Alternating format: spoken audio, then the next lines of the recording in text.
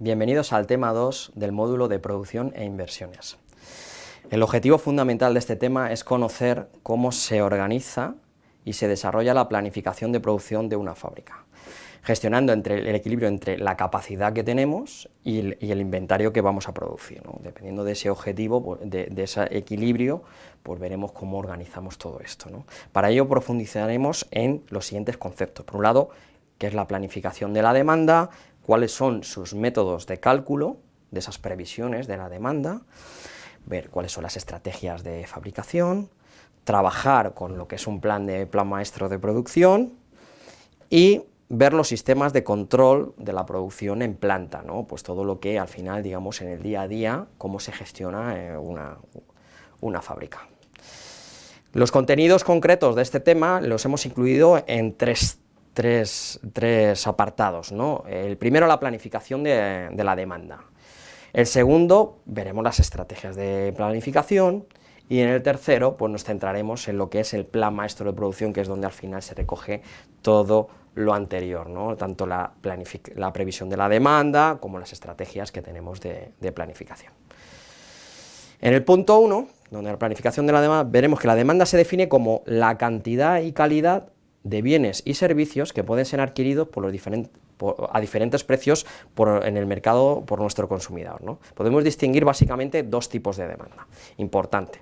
Por un lado, la demanda independiente, corresponde a la demanda de los clientes finales, los productos que fabricamos para el comercio o para nuestro mercado, al final los productos terminados, ¿no?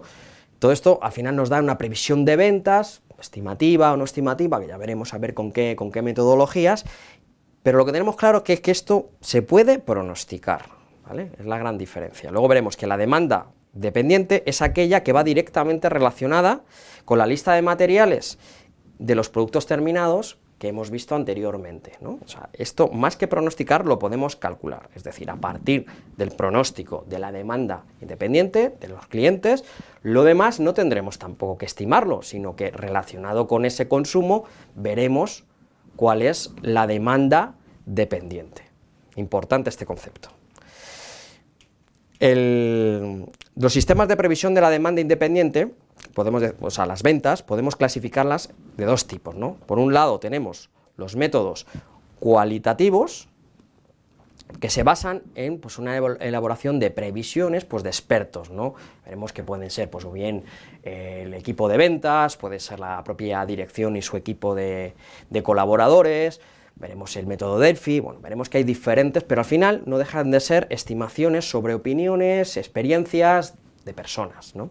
Por otro lado tendremos los métodos cuantitativos, los objetivos al final, donde tenemos unos históricos y a partir de esos históricos, trabajándolos y haciendo una serie de técnicas estadísticas y quitando las anomalías que hemos podido tener durante ese año, que no siguen un patrón determinado, y con diferentes herramientas podemos tener al final un dato bastante aproximado de lo que vamos a vender, de lo que necesitamos producir el año siguiente, ¿vale? Por otro lado, la gestión de esa demanda dependiente se realiza desde el departamento de planificación de la compañía, ¿no? Estrategias de planificación, que se corresponden al punto 2. El proceso de planificación es el que regula en tiempo y forma la cadena de suministro, para proporcionar al cliente el producto que quiere, ¿no? Al final, esta planificación tiene dos niveles, ¿no? Por un lado tenemos la planificación estratégica, donde se define qué capacidad necesitamos tener, qué tecnología, qué maquinaria, etcétera, ¿no? El nivel de especialización de nuestros operarios, de nuestros mandos intermedios, etcétera. Y por otro lado ya la planificación de producción, ¿no? Donde ya se detallan las cantidades que tenemos que tener mes a mes, cómo eso se relaciona con los suministros de materias primas, qué datos les tenemos que dar al departamento de aprovisionamientos para que vaya todo en cadena, para que vaya todo hilado. La planificación de la producción al final busca el mejor ajuste entre la actividad y la capacidad. Al final, lo que tenemos que hacer y la capacidad que tenemos para hacerlo. Esto es muy importante definirlo. No podemos tener a mitad de año, salvo que haya un incremento brutal de las ventas o una disminución, algo que no sea normal, no podemos quedarnos sin capacidad a mitad de año, tenemos que preverlo y para eso realizamos, bueno, pues al final esta planificación de la producción, ¿no? Existen diferentes modelos de planificación dependiendo del entorno competitivo de donde se mueva la compañía, ¿no? Y al final, pues bueno, tenemos básicamente 3 modelos, ¿no? La fabricación contra almacén, lo que se llama push, empujar, es decir, vamos a fabricar para llenar ese almacén porque, bueno, yo tengo una posición determinante o mi artículo no tiene una competencia muy grande en el mercado, entonces cuanto más fabrique y cuanto más barato, más vendo y más gano, ¿vale? Eso es una de las primeras modelos, ¿no? Luego tenemos el contrario, que es el pull, el tirar. Al final, ¿qué hacemos? Reaprovisionar lo que se vende uno, lo pongo, se vende otro, lo pongo, y a partir de ahí va tirando de todos los procesos hacia atrás para conseguir tener en el momento adecuado los artículos que se necesitan, solo los que se necesitan, dependiendo totalmente de la venta final, ¿vale? Y luego tenemos el modelo mixto, que es el modelo, al final, push-pull, donde, pues si nuestro lead time de fabricación no nos admite que a partir de una venta empezar a fabricar de cero, como son la mayoría de las fábricas, ¿qué hacemos? Una solución que podemos tener es, vamos a empujar para hacer los componentes, y a partir de que tengo todos los componentes para montar, lo que podemos hacer es ir montando dependiendo de la demanda. Con esto que nos ahorramos, para empezar, un gran stock de producto terminado, que en un momento dado el cliente cambia al final su consumo y quiere ir a por otro artículo, y esos artículos que ya están fabricados y terminados, no los comemos, pudiendo tener pues obsolescencia, etcétera.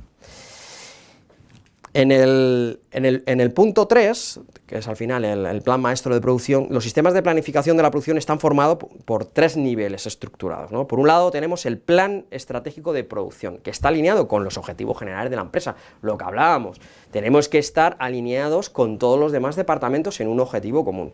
A partir de ahí descendemos un nivel, que tenemos el plan maestro de producción, donde nos dice la cantidad de artículos que tenemos que hacer, cuándo lo tenemos que hacer, y al final con qué medios tenemos que hacerlo, ¿no? Bueno, ese es el plan maestro. Si bajamos otro punto más, ¿qué tenemos?